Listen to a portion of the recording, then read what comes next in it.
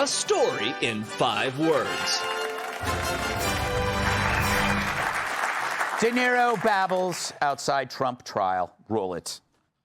I love this city. I don't want to destroy it. Donald Trump wants to destroy not only the city, but the country, and eventually he could destroy the world. I don't mean to scare you. No, wait, maybe I do mean to scare you. If Trump returns to the White House, you can kiss these freedoms goodbye that we all take for granted. And elections, forget about it. Do we want him running this country and saying, I'm not leaving, I'm dictator for life? The only way to preserve our freedoms and hold on to our humanity is to vote for Joe Biden for president. We're trying to be gentlemen in this world. The Democrats, you are gangsters. Excuse me. You are gangsters. You're washed up. That would be a compliment to me, Tyrus, if De Niro called me a gangster.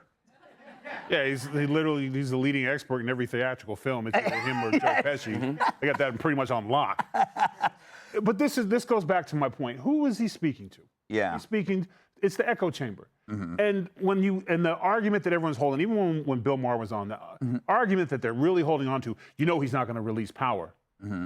As if this isn't the United States of America. Our military's number 1, 2, 3, 4, and 5. He would around and find out real quick. If I'm not leaving, the same guys that protect him will be the same ones in handcuffs walking his ass out. That's not how this country works. It's ridiculous. And I know maybe I was the only one there. He's already been president and lost, and he was out.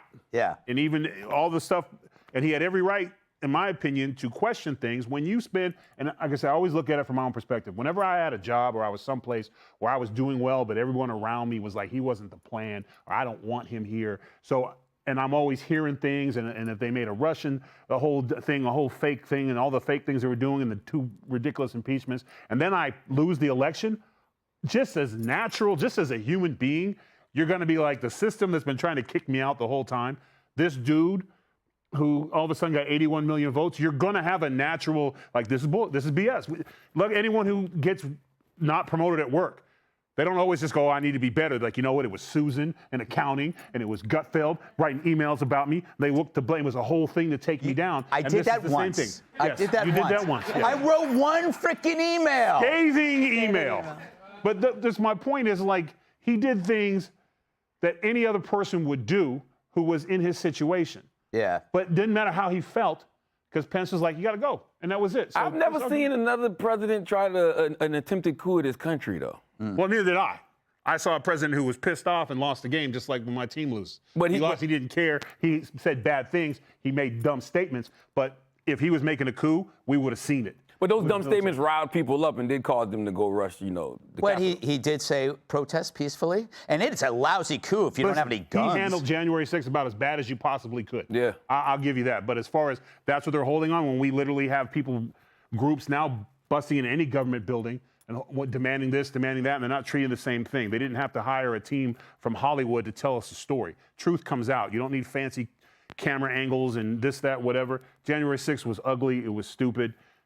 But it wasn't to the level. That's all they're running on. Where the rest of us are like, yeah, it happened. It sucked. What about my eggs at $8? What about my gas prices? What about my kids getting good schools? Kat, what do you, did you think De Niro helped or hurt? And by the way, it's weird that they can do a presser outside of court. I'm almost to the point where I'm running out of takes on his takes, which is like the same thing he says over. And honestly, what sticks out to me about it as it's actually as unhinged as it was, in my opinion.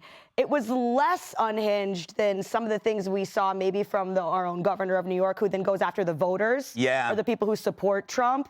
He just went after Trump. And if people don't, fear is a very motivating thing for people, and people know that. But for me, I mean, whenever I hear like someone trying to make me afraid, then I'm immediately kind of turned off from what they're trying to say, just because I know that that's a tool that people use to control you and turn you away from other people. But it's actually, I think that we're in a sad situation when that's not the most extreme rhetoric I've heard. Because at least he went after Trump. He keeps going after Trump over and over and over again. At a certain point, I'm getting the vibe he doesn't like the guy. Kennedy, something personal happened.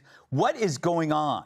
You know, you've got your ear to the ground, sometimes literally. When Robert De Niro and I were dancing cheek to cheek just a few weeks ago in our favorite gin joint, He confessed to me that he spurned my love because he has a secret love for Donald Trump.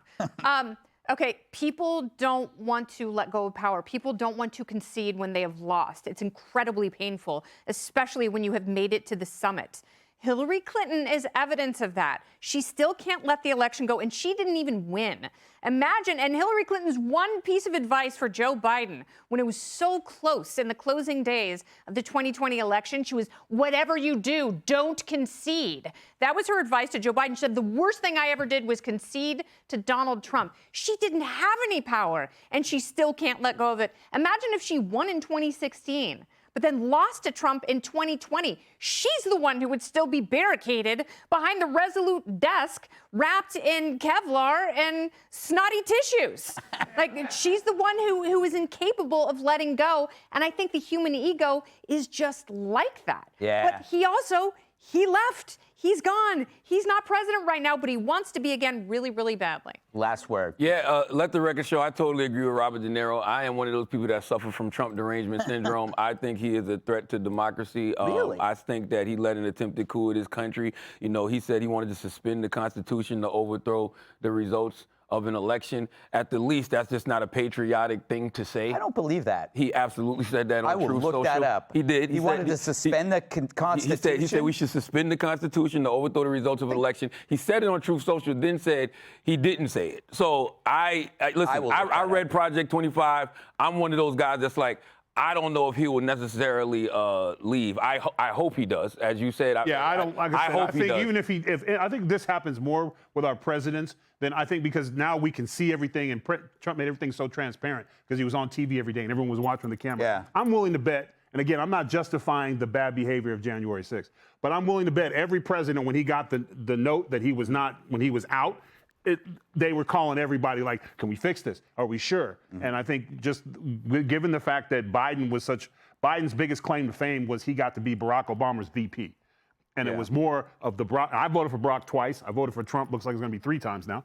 But the point is like it was the greatness of Barack that helped him over. Now that there's no more Barack, this is all Biden's presidency, and it's been embarrassing. So people are like, are we willing to go back to a poor sport who at least was getting our taxes right, or a wandering fool who's letting the worst part of the Democratic Party get their stuff past him because he doesn't have the... Neither. We deserve better. The American people deserve better from both parties. I'm not running, though. All right, we got to move on. Right shoes. There would be no women in your cabinet. I'll have you know, I have lots of women in my cabinet. Click here to subscribe to the Fox News YouTube page to catch our hottest interviews and most compelling analysis. You won't get it anywhere else.